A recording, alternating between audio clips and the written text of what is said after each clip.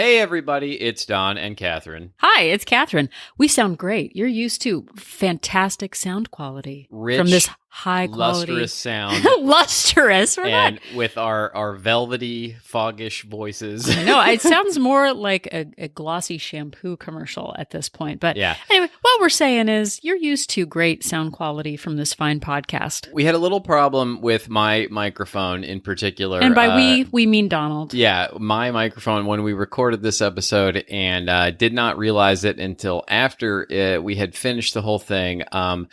It's not horrible, and I've done my best to fix it, but it is a little strange. Wanted to let you know that we know that it's a little strange. Luckily, Catherine does most of the talking. I do, as par usual. And she sounds fantastic, as usual. And most of our best episodes involve her doing most of the talking. Anyway. I feel like, you know when you give someone a gift, and you're like, it's kind of trash and garbage, and you're going to hate it, but here it is, and happy birthday. The episode itself, I'm very proud of, which is why we're putting it out there. The content is superlative. No, I genuinely... Is that the word? I genuinely think very good content. It's important, and I'm very happy with the episode itself. Just wanted to let you know that my microphone is not great. I sound a little bit like I'm inside of a tin can, but, it'll be fine. You'll love it. You'll love it. The gift receipt is in the bag. All right. So, without any further ado, here we go.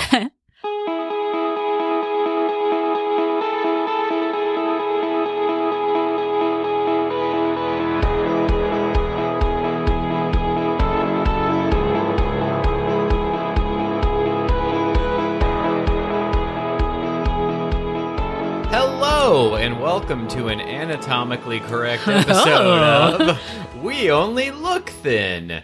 I am your host, and we are recording this in rain-soaked Southern California. Oh. I am Donald Weigel, and I have lost a little over 100 pounds. And with me, as always, is... Catherine Weigel, your lovely, pretty-faced wife who's lost about 150 pounds and is hustling every day to keep it off. It is raining. This is big news in Southern California. She's hustling. Ooh, that's good. Keep going. Yeah. I could watch you sing. I don't know any of the other words to that song. Okay. But yeah, no, it's raining in Los Angeles. That's a big deal. It's actually Oscar Sunday. It is Oscar Sunday as we record this, although, you won't hear this for a couple of weeks after that. I don't know if the microphones are picking it up, but it's actually raining pretty hard here, and we record this in our living room, not from a soundproof booth.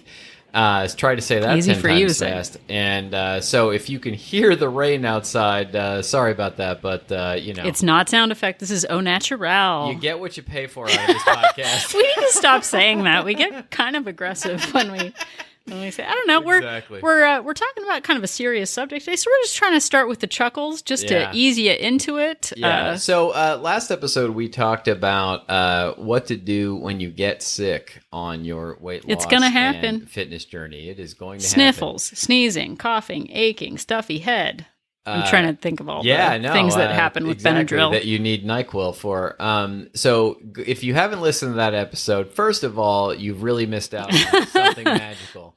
And something magical. I don't know that anyone said pause that. this episode, go back, have a magical experience. I'm going to stick with magical. Oh, nice. Have a magical experience. By a rain-free experience. It was sunny. Actually, when we you could just listen to this one. It's a standalone. Yeah, it's fine. We're tying it into the last one. We were going to call it Graze Anatomy 2, further, driving the joke into the ground of a TV show we've never seen it. Yeah. I haven't watched a medical series since Marcus Welby, MD. Wow, I'm not even sure our listeners Quincy, are old enough to both remember medicine Marcus woman Welby. and Quincy, the dude. Yeah.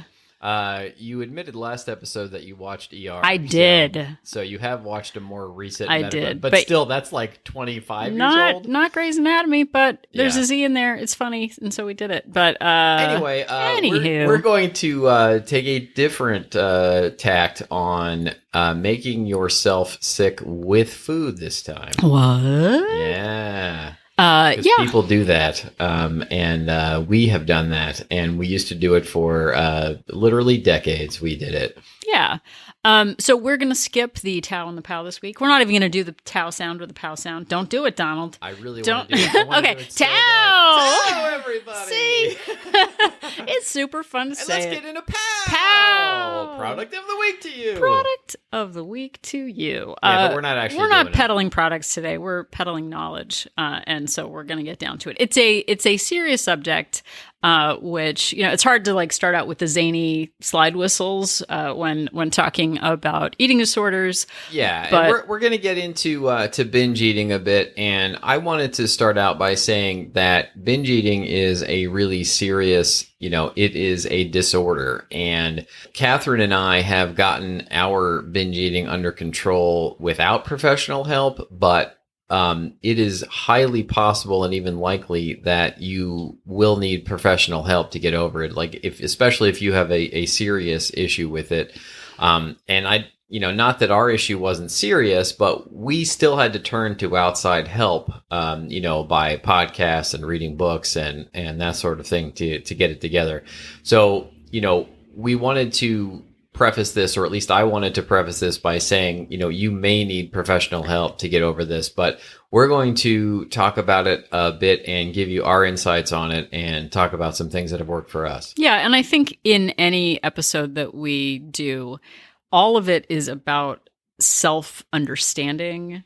And so many of our issues, I should say, over the years, I thought I just needed to lose weight. Yeah. And it turns out mindset was everything. And I thought, the 20 times before that I tried to lose weight, I just focused on the end number goal and didn't deal with any of my emotional issues.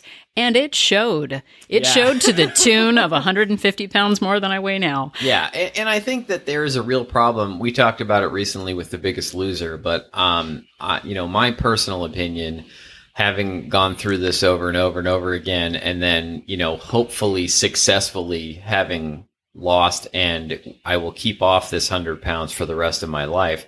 There's a real problem with people who I want you to tell me what to eat. Yeah. And I want you to tell me how to exercise.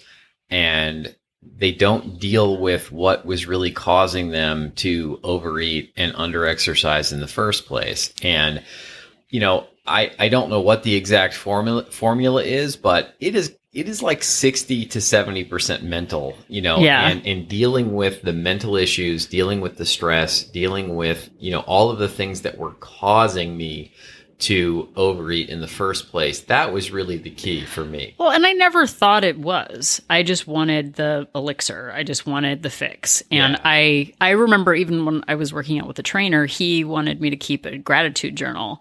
And I was like, gratitude, schmatitude. I don't need to be grateful for nothing. I can't even. If I had a nickel for every time she said gratitude, schmatitude. I imagined myself just then as Yosemite Sam, like shooting the ground of the saloon, like, I'll get you, tarnation, and all that stuff. Yosemite Sam. One of the greatest characters in American literature. Beloved. Really. But I didn't think my emotional status mattered. I felt, and I thought it was a belief that I was put upon, overworked, underpaid, underappreciated, and I felt like it was just a fact. It wasn't an opinion. It was just something that I had to deal with. Yeah. And that food was its own problem.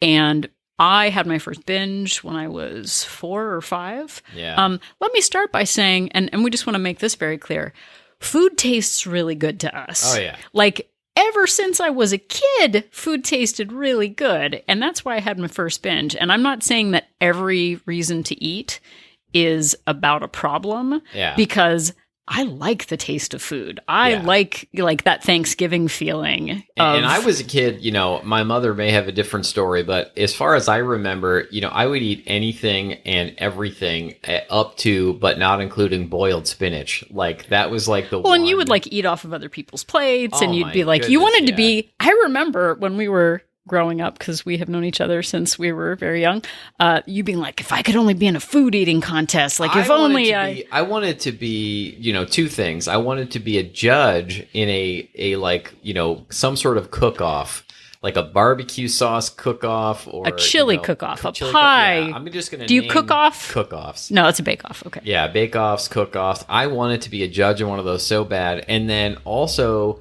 I've never been a super fast eater, but I wanted there to be some contest for volume. Like I wanted to whoever can eat the most hot dogs in like a day. I feel like I could destroy a contest like that. Yeah. But, anyway.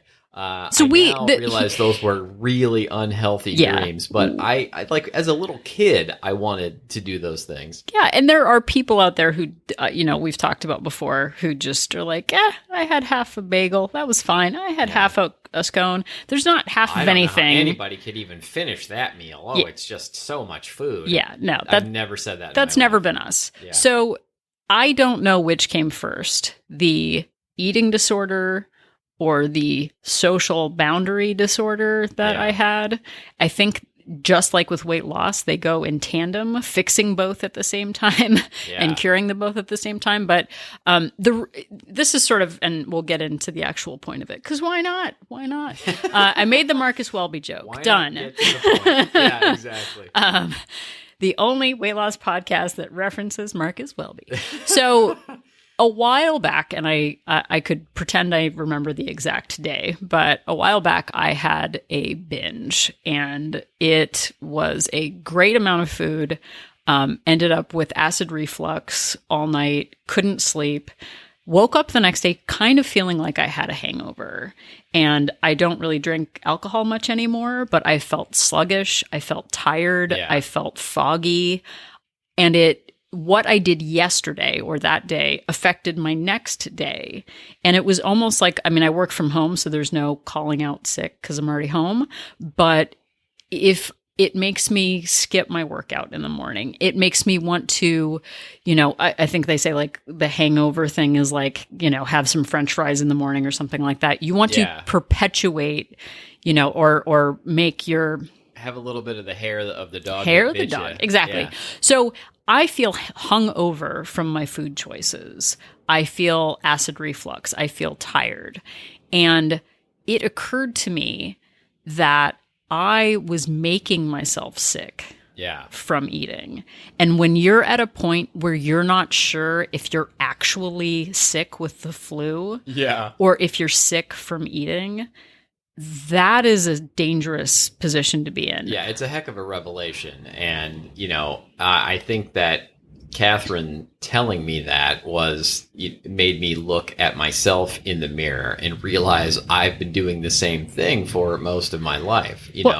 In childhood, I don't know what hole I was trying to fill, but I don't know if I've ever even told anyone other than Catherine this because it's pretty embarrassing, but my parents would buy these large, bricks of sliced American cheese. And I would, at night, I would, after people were in bed, I would go into the kitchen, pull out this sliced brick of cheese, and I would just keep eating bricks of cheese. And I would put like barbecue sauce on it or like... You just naming sauces. Yeah. Your mustards. They're like sauces on them and just eat a plain piece of cheese, not like on bread or anything, but just eat and eat and eat these large bricks of cheese until I absolutely could not eat anymore. And, it was like trying to fill some emotional hole that I had. Well, and for me, there's and this is a big, complicated issue. We're not going to cover everything that has to do with binge eating on this episode.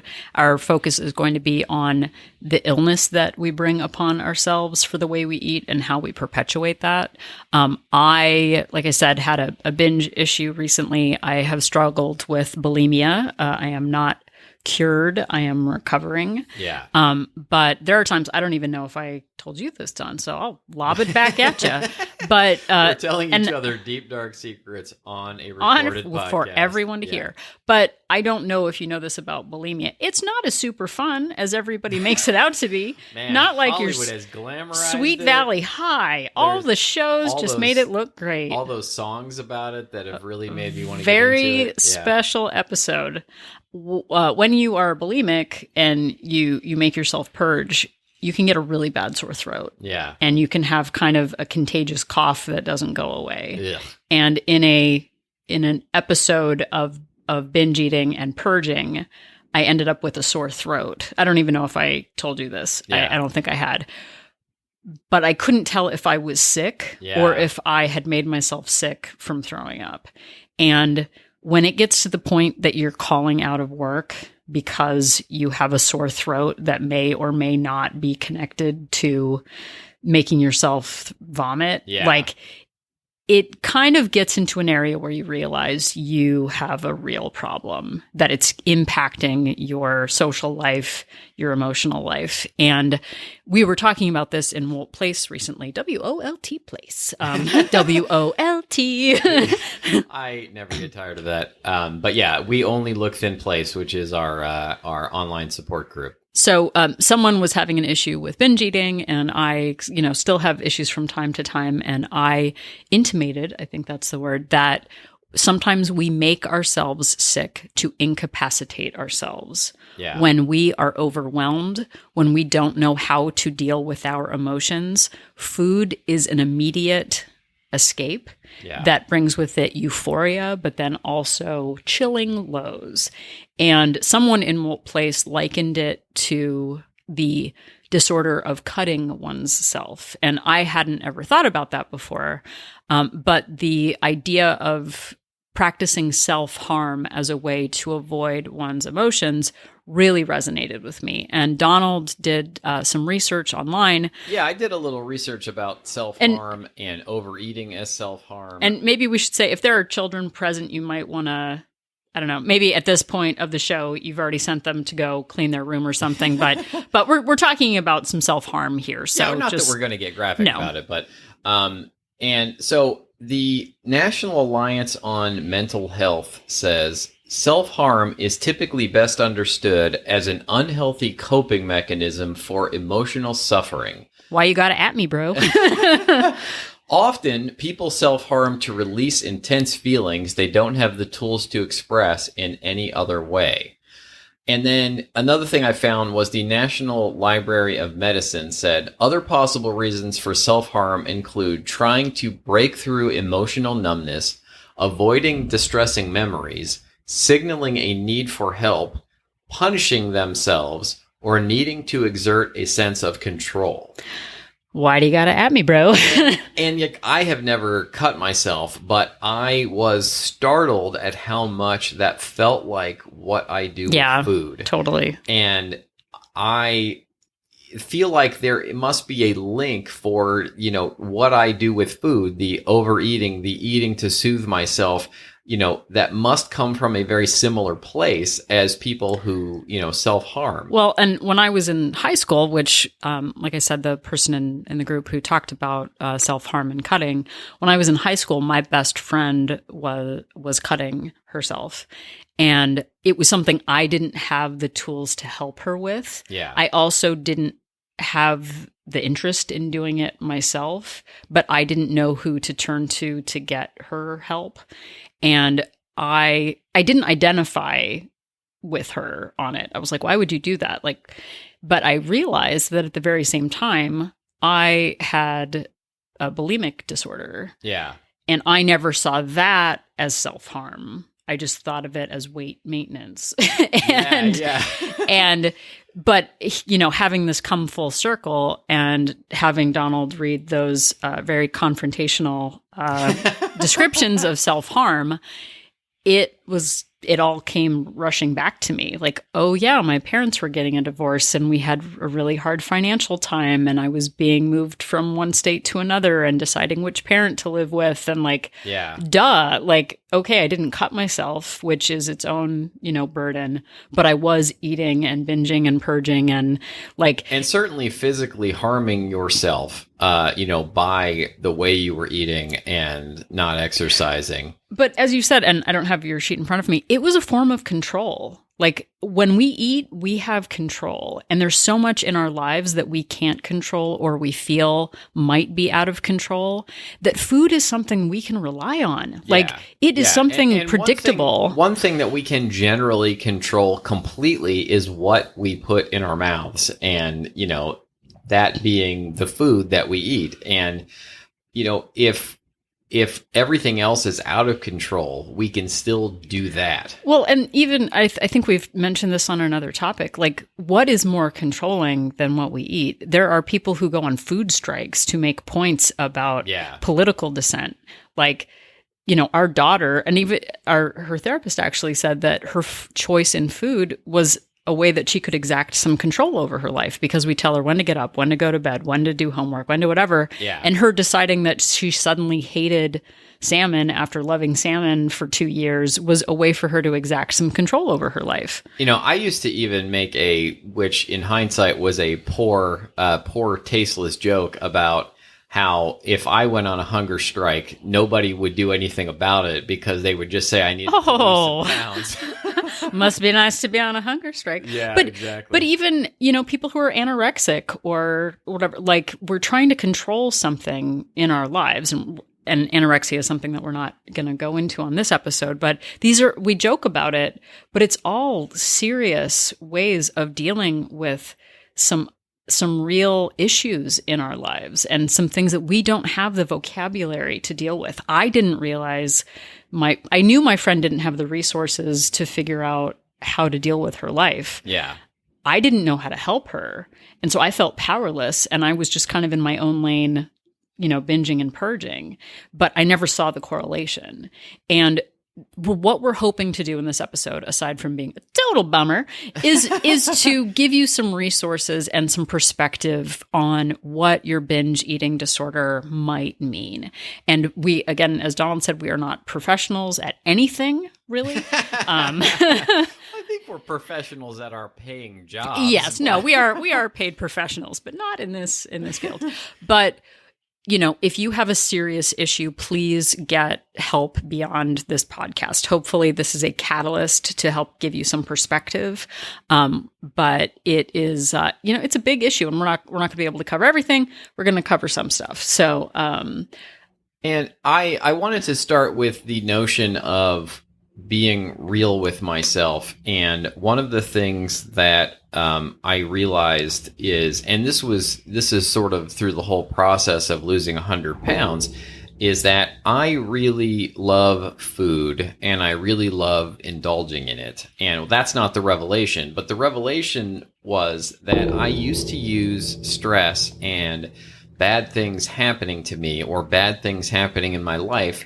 It could be trivial things, it could be serious things, but I would use them as an excuse to eat a lot of food, telling myself that I deserved it, telling myself that, this was something that I deserved, to say it again. And what I actually deserved was to take care of myself. But I would invite drama, and I didn't even realize I was doing it because drama in my life equaled food. And so there was a part of me that craved it, just like I craved the food itself. Well, and I think that there are, we see it in movies, like relationships that are really volatile and, not to get indelicate, but like makeup sex, like, oh, you're in a big fight and it's, right. Hot and steamy. We were watching The Queen, in which the Queen's sister. The Crown. Okay, I'll start over. The Queen is a movie with Helen Mirren. All right, whatever. Queens, crowns. But we were watching The Crown, and, some people need a lot of drama to feel emotions in their lives. Yeah. And oftentimes we feel like we don't have a choice in the dramas that we engage in, whether it's being a voyeuristic on Facebook and watching, drama unfold with trolls, or getting involved with other people's drama at work, or creating a problem that isn't really there and assuming that someone's out to get you. We've all known people who just seek drama, who are just like, they live to be outraged at things. And I think a part of me was like that, but in a different way. I was craving the drama just so that I had an excuse. I had a loophole to eat a lot of food. Right. And you kind of came up with sort of the circle or the loop cycle of... Well, yeah, I'm sure I didn't invent it, but when we were talking about this episode, eating food makes me feel better. It is almost instantly soothing. I put something delicious in my mouth, and it's like, I don't know the science behind it, but, I assume there are some sort of pleasure endorphins that get released. Right. Well, and we were talking about it too, like when there's a dog that wears a thunder shirt because it's scared of thunder and lightning and sirens. Yeah. It's like a thunder shirt, but in your mouth. You get to eat the thunder shirt. No, but there's like weighted blankets. There's thunder ways. Shirt in the mouth.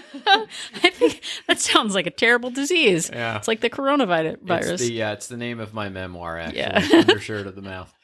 But I would do that, and eating the food would make me feel better, and I would feel better while I was eating it. But then, as I got more and more full, I would feel more and more guilt and shame about it. And when it was over, I would feel that guilt and shame come crashing down on me because of how overweight I was. Which then perpetuates the I'm a victim, my life sucks, everything's terrible, I can't get a promotion, I bet it's because of my weight.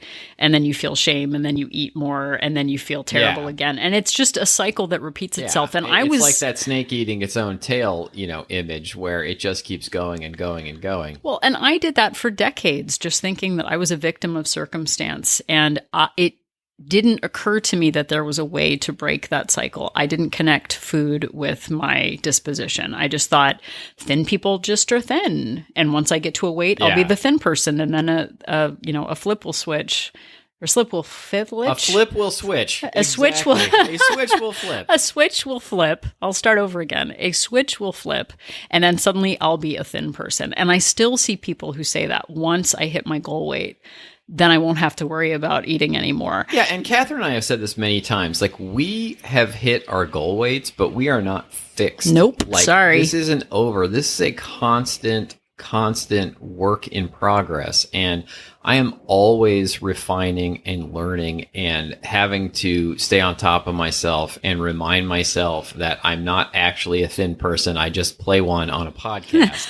On Marcus Welby, MD. I was a guest star as a thin guy on Marcus Welby, MD. I'm not a doctor, but I play one on television. Exactly. I'm not a television, but I play one on doctors. I don't know. Whoa, that just blew my mind. But we've been talking about this sort of like immediate self-harm of the food hangover. I have told this story before, but I was at such a low place in my life and felt like there was nothing I could do about it, do about my health and fitness 5 years ago, that I just decided to, in air quotes, give up.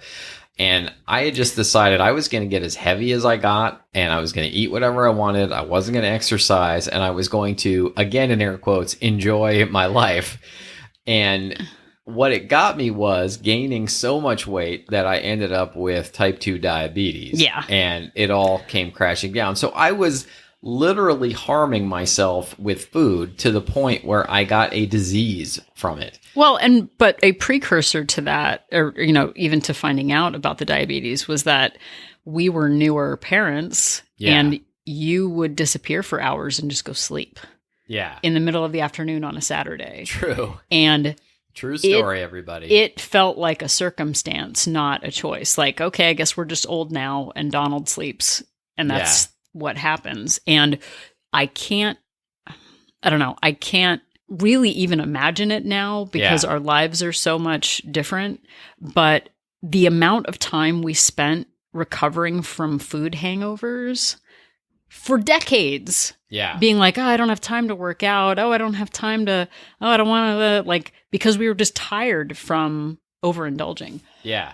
But one thing that as we talk about self-harm, not having a vocabulary for a problem, not feeling like you have the resources to correct, it is a cry for help somehow. Yeah. And I believe that it is a physical sign that there is something that we are not dealing with, aside from the fact that food is delicious, which I think we can all agree with, that making yourself sick from eating is your way of saying, I'm hurting and I don't know what to do about it. Yeah. And so I'm going to eat about it. There are memes like, it turns out 27 Girl Scout cookies will not solve my problem. I tried and it didn't. And so I'll try for more and see what happens. Like, eating about it is not addressing your boundary issues. Yeah. And those were funny to a certain extent, and now I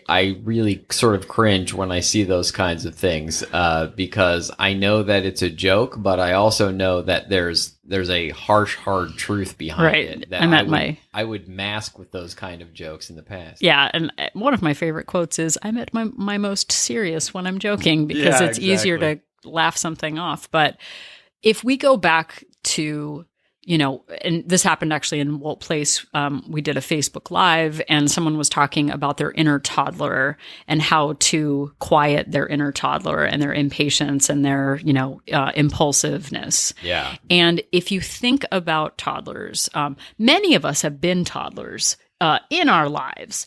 Yeah. Dawn was like, what is she talking about? I would say if you were a toddler, let us know. Most women and children today, and men even, have many, been our toddlers. Forefathers. Most of the men I know are still toddlers. Am I right, ladies? Yeah, our forefathers in the days of yore, let's say. But toddlers do not have a vocabulary for their upset. If a toddler is crying, it's because they don't have the words to describe what they're feeling. Yeah. They're hungry, they're tired, they're overwhelmed, they're, whatever toddlers do. I don't know. If you're a toddler, let us know.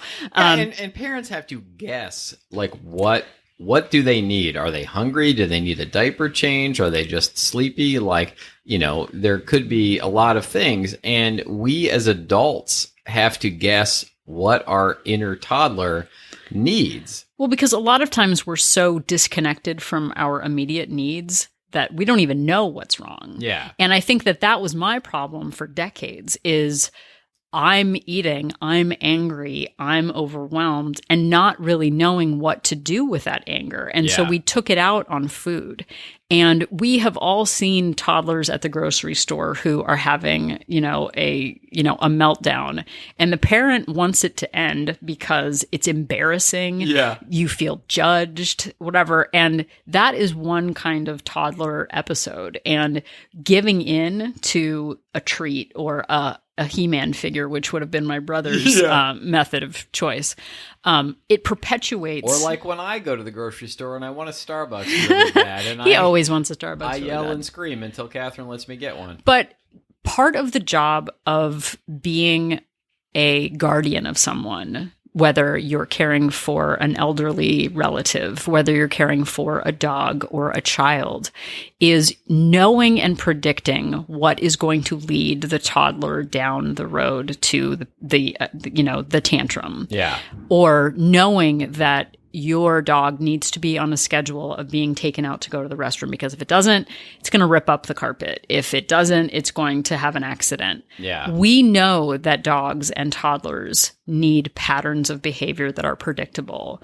We know that we can't take a toddler to a movie at 10 o'clock at night because it's free. Yeah, that's a bad idea. When we first became parents, we tried to do too much in one day. Oh my gosh! And message received. Yeah, it was realized very quickly never to do that again. And we didn't even have a toddler. We just had we had a tween or whatever. Exactly. But you start to understand the patterns, those gremlin-like, and we did two gremlin episodes of like, you don't take a toddler to a 10 o'clock screening of Friday the 13th. Right. Gonna be bad. You don't skip feeding. You don't skip the diaper. And we don't think of ourselves as having base needs that are worthy of being fought for. We think, you know what? I'm just going to drink coffee and figure it out. I'm going to volunteer. I'm going to be the woman who does it all. I'm going to do all the laundry. Everything's on me. The more you put on yourself and the less you listen to those base needs, the less you follow that Maslow's hierarchy of needs,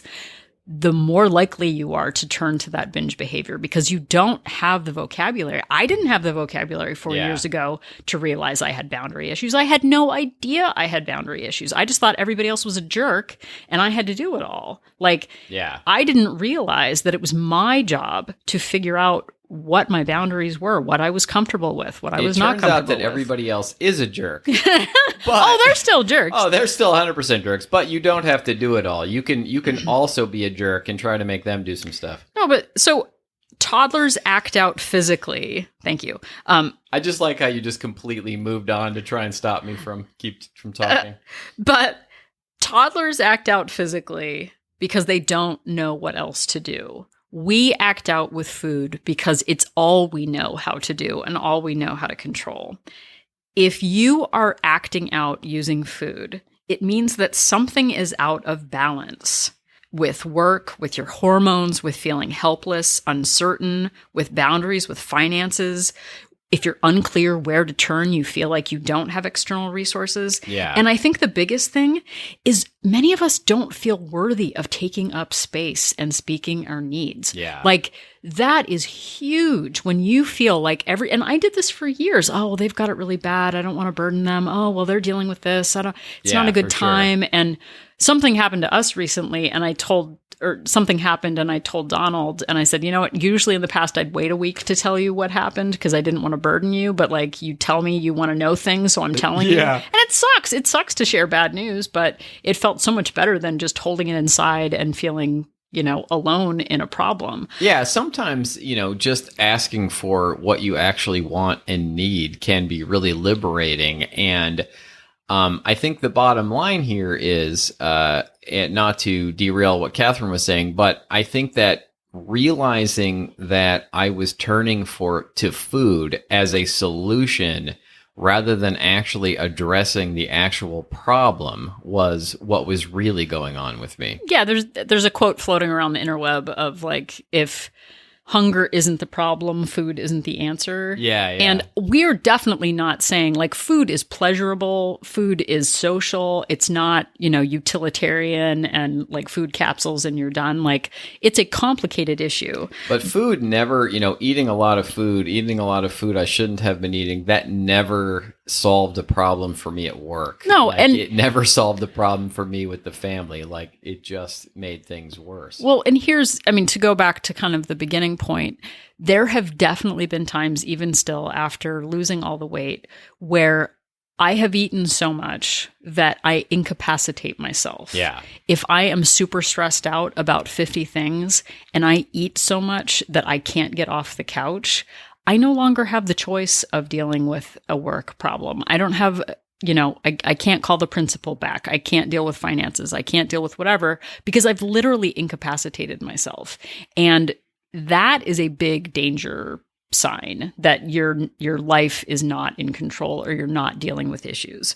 So I wanted to talk about kind of some things now that you're a toddler, what to do when you're a toddler, is to really think about, do you have the vocabulary to deal with your emotions? Yeah. It took me a long time of listening to a lot of podcasts to figure out that I had boundary issues, to figure out that I wasn't speaking up for even small needs. Like, they gave me a decaf instead of a caffeinated coffee at Starbucks. Like, I'm not going to say anything. I don't want to get in the way. I don't want to start a thing. Yeah. Like, I was so meek that I couldn't even do that. And I remember the first time I actually, they gave me the wrong order and I stood up for myself. I was like, I've got boundaries, everybody. Like, starting small matters. Yeah. But so in terms of your whole view, dear listener, are you asking too much of yourself in this season of your life? Are you over-volunteered? Are you overextended? Are you taking on additional tasks? Are you avoiding a problem in your life by taking on something else? Yeah. Let's, remodel the kitchen. I know I'm going to get a degree in astrophysics now while I'm also fostering 10 dogs. And I've always wanted to be an astronaut, and this is the time. But taking on more to avoid your current problems. Yeah. Like it happens. We want to take on something to distract us from what is actually wrong. And it can also be another excuse to not deal with your weight loss and to more excuses to eat because you've given yourself even less time to properly, take care of yourself. Right. So what pain points in your life are you ignoring? Are you having issues with relationships, finances, the fear of your future, uncertainty, self-confidence, illnesses that you're managing with your family? Yeah. All of these things and feeling helpless in them perpetuate eating disorders. Going back to the Maslow's hierarchy of needs, your base needs need to be met before you can start going on to the more existential ones. focusing on, and this is a bigger topic, focusing on losing weight if you're binging every other night. Yeah. Those are contrary goals. Figuring out the binging first before you start undereating. Like when you overeat, punishing yourself by undereating after that is a scary cycle. And we're not going to get super duper into that part of it, but just realizing that your binging is its own issue and it stems from issues in your emotional environment. I think that that's a really big thing. For sure. So looking at the cycle that you've perpetuated, deciding what parts of your life are extra accessories that you don't need to involve yourself with. If the news is stressing you out, if Facebook is stressing you out, if things outside of your control, we did that circle of what's within my control, what's out of my control. Yeah.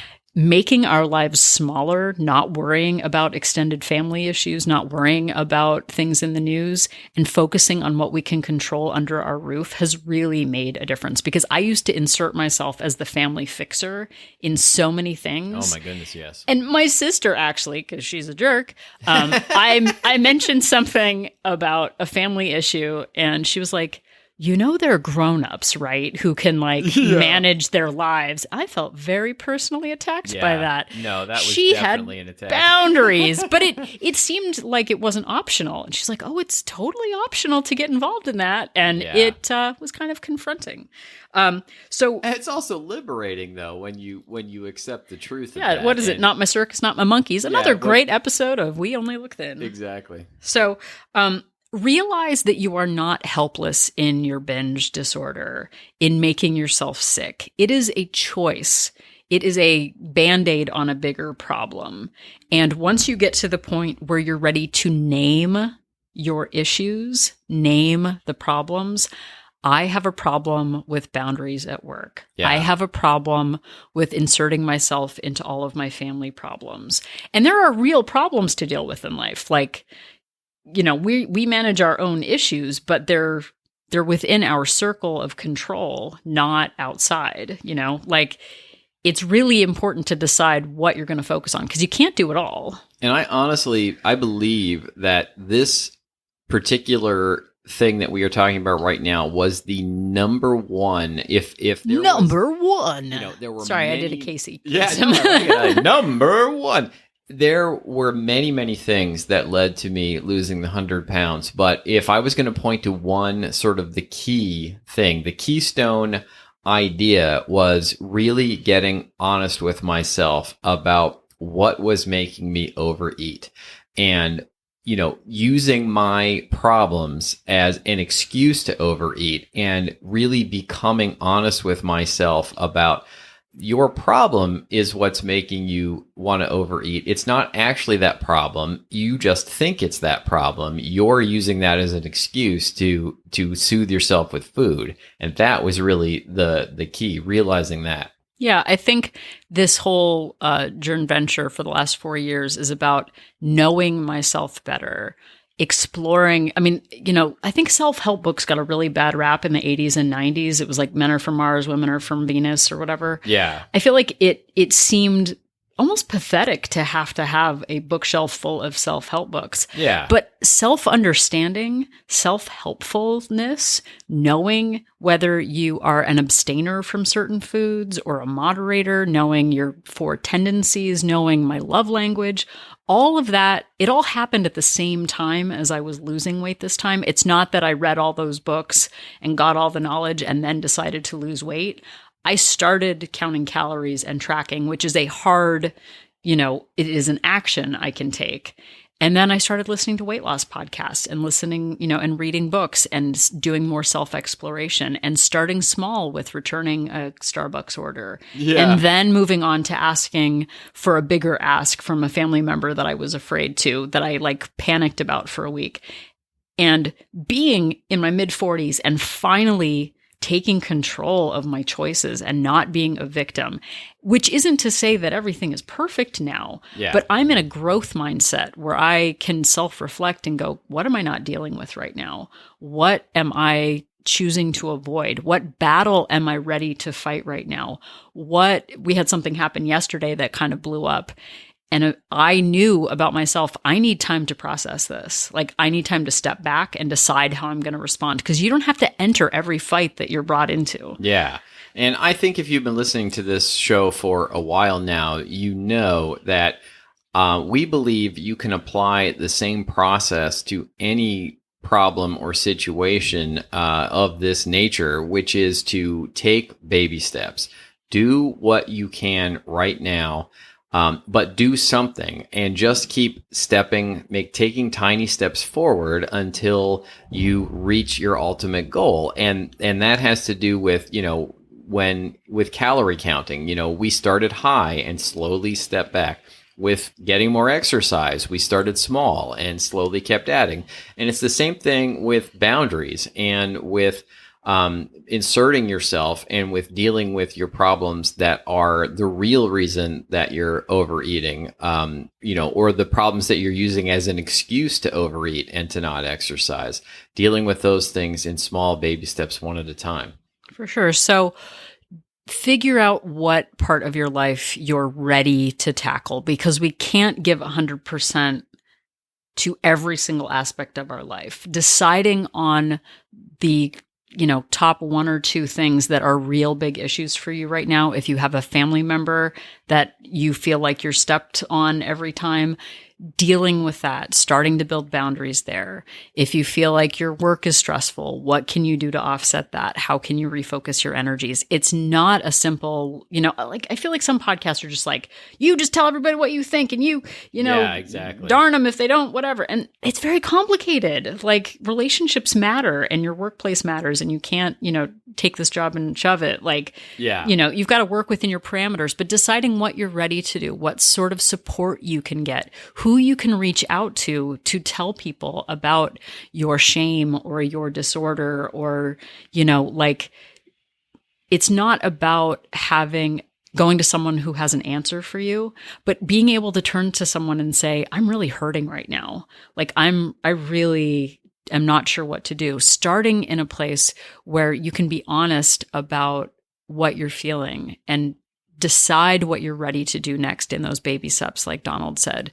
Be self-aware, be reflective, giving yourself the time and the space to really understand yourself. Because I've said it before, I've been in situations where I get overwhelmed and flustered and angry, and it takes me 5 days to go. I've never been overwhelmed, flustered, or angry. I don't know what that's like, but if you don't know what it is, you're probably in it right now. But I am the kind of person who needs to think for 4 or 5 days about what I really feel and how I want to. Even when people propose something fun, I'm like that. I really like if it's if it's unexpected, I need time to process everything for whatever reason. And, you spring something fun on me, I need a minute to get used to the idea before I can say yes to it. Yeah, it can be good things too. Like, there are many forms of stress, and change is hard. And I know for us, like, we're creatures of habit too.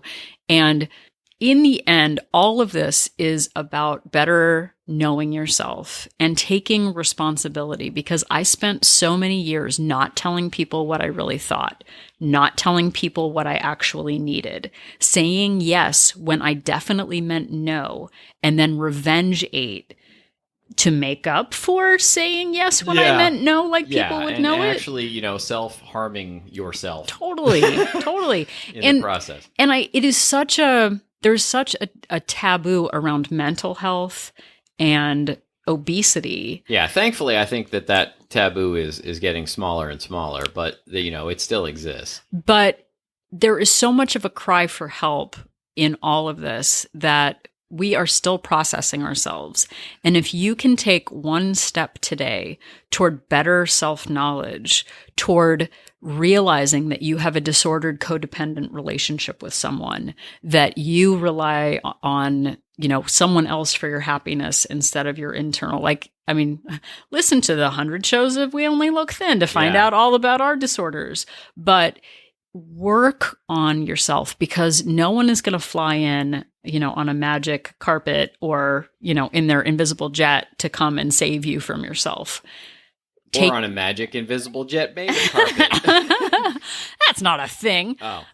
What did Johnny Quest, was he in a plane or was he in a boat? I never watched Johnny Quest. Oh, you didn't? Okay, I was a big Hanna-Barbera fan. That's one of the nerd things I don't know anything about. All right. But we have to extend a life vest or a life raft to ourselves because we can self-harm to the point where we're incapacitated, where we get diabetes and we don't have a choice but to start dealing with ourselves. We can keep eating about things until we're literally not able to walk or care for ourselves, which was the path that Donna and I were on. Oh, yeah. Or you can get sick and tired of being sick and tired and start advocating for yourself. Because I am going to tell you that it feels way better to be the me of now at this weight, even with all the challenges, than it is the me of 4 years ago who was a victim in everything. Yeah, being a person who I literally on Friday got excited because there was a giant flight of stairs I could take instead of an escalator. And like 5 years ago, that never would have happened. Well, and we have an issue right now with our hot water heater, and someone was complaining about it, one of our neighbors, and Donald was like, you know what, it's gonna be fine, we'll figure it out, like this is fun times. And I was like, it's a good excuse not to have to take a shower. And 5 years ago he would have been like, let's burn it to the ground. Exactly. So just those small mindset things, it is possible for change. It doesn't mean that we're Pollyannas who just think that everything is happy, but our growth mindset and our positivity is so much stronger now, and we still have setbacks. I still have binge episodes. I still have times when I feel out of control, but it's such a smaller portion than it was 4 years ago when I felt like I was, just falling apart. And really, if we can do it, you can too. Nobody was busier and more put upon than us. Nobody was, more involved in eating ourselves to death than the two of us. And, I thought it wasn't possible to make a change after 40 years old. And here I am at 50 now, 2 years away from losing 100 pounds. And if we can do it, I am confident that you can too. You can too. So thank you so much for listening today. I know today was kind of a heavier episode, but it's something that we feel really passionate about. And for all the jokes aside, your mental health and your physical health are so important, not only to you, but to everyone around you too, because the better you are able at caring for yourself, the better you can be there for other people. So if you'd like to be there for us, you can go to Apple Podcast and leave us a lovely review and rating. Yeah, it really means a lot to us to get the ratings and reviews, and it really helps out the show. It helps people find the show when they're searching for shows about weight loss and fitness. The more reviews and the more ratings we have, the easier it is for people to find us. So if you go to Apple Podcasts and do that, we would really appreciate it. Yeah, you can find us on Facebook and Instagram and Twitter at We Only Look Thin. And if you have questions for us or suggestions for the show, you can write to us at weonlylookthin@gmail.com. Yeah. You can also find out more about our women's only weight loss support group called Wolt Place, WOLT Place, by going to our website, weonlylookthin.com, and click on the link for joining our support group. You can find out pricing information there. We have some complimentary days depending on how much time you sign up for, so you can see if it's the right place for you. Yeah, you can sign up, try it out, and you've got nothing to lose. Yeah. Except the weight. I think I stole that from some other Weight Watchers or something. Yeah. So thanks so much for listening today. So if you're still wondering why Donald and Catherine keep referencing TV shows they've never seen, just remember that Donald and Catherine are still an inspiration. Asian.